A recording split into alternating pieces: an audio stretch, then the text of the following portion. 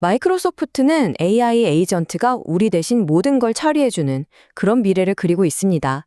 근데 시장은 과연 그들의 비전에 얼마나 공감하고 있을까요? 이 거대한 청사진과 싸늘한 현실 사이의 간극, 오늘 한번 제대로 파헤쳐보죠.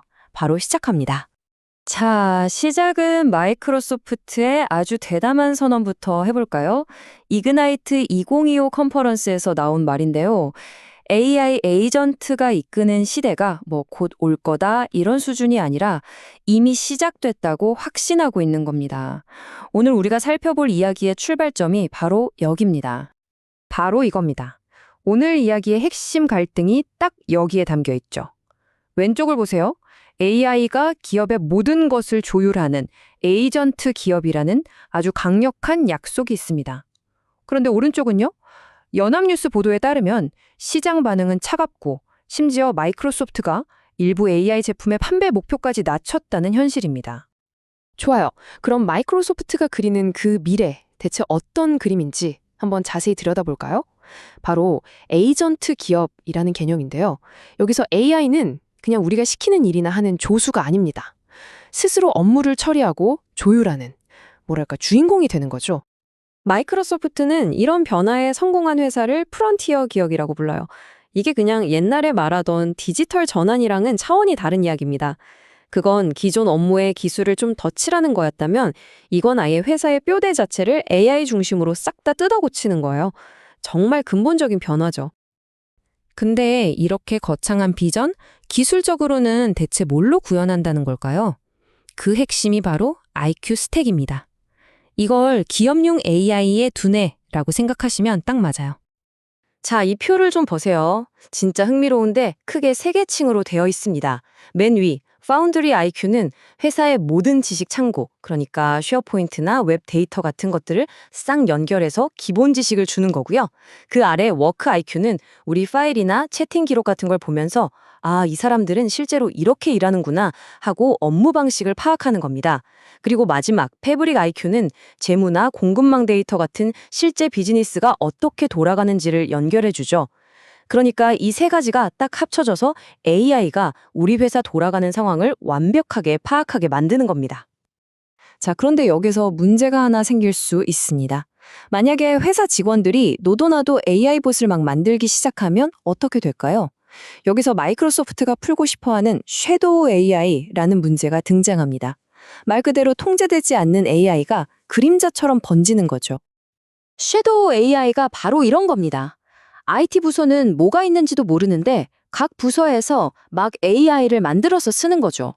이거 어떻게 보면 편할 것 같지만 사실은 엄청난 보안 구멍이 될 수 있는 아주 위험한 상황입니다. 그래서 마이크로소프트가 내놓은 해법이 바로 에이전트 365입니다. 여기 보시는 것처럼 딱 3단계로 정리돼요. 첫째, 모든 에이전트를 한 곳에 등록해서 파악하고. 둘째, 각각의 에이전트에게 신분증 같은 아이디를 주고. 셋째, 회사 규칙으로 얘네들 활동을 통제하는 거죠. 핵심은 간단해요. 안전하게 마음껏 확장해라. 이겁니다. 자, 지금까지 마이크로소프트가 그린 정말 화려한 청사진을 봤습니다. 끝내주죠?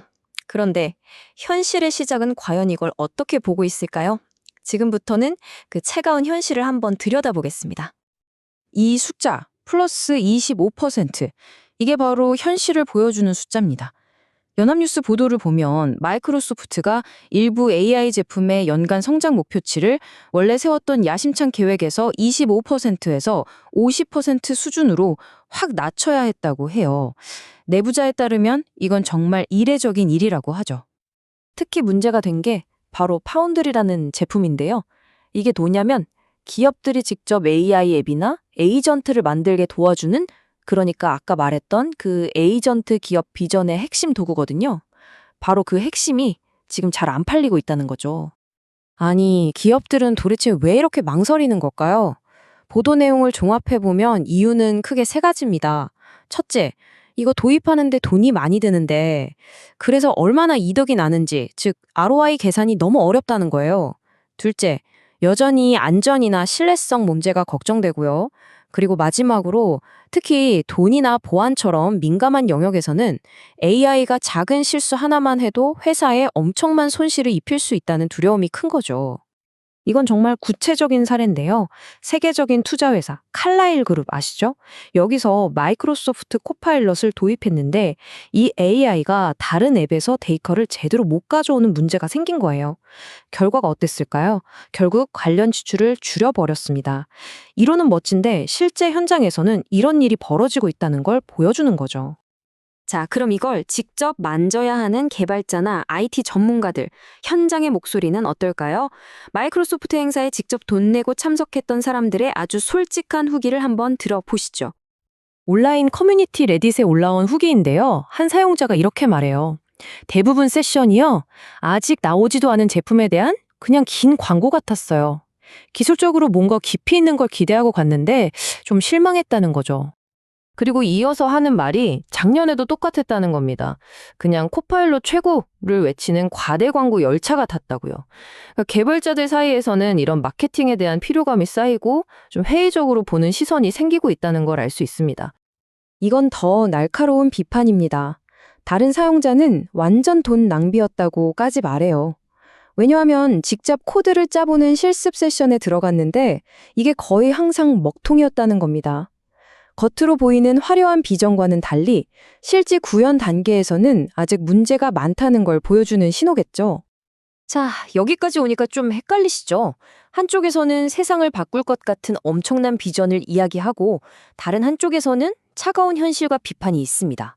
그럼 우린 이걸 어떻게 봐야 할까요? 이거 그냥 거품이고 과대 광고일까요?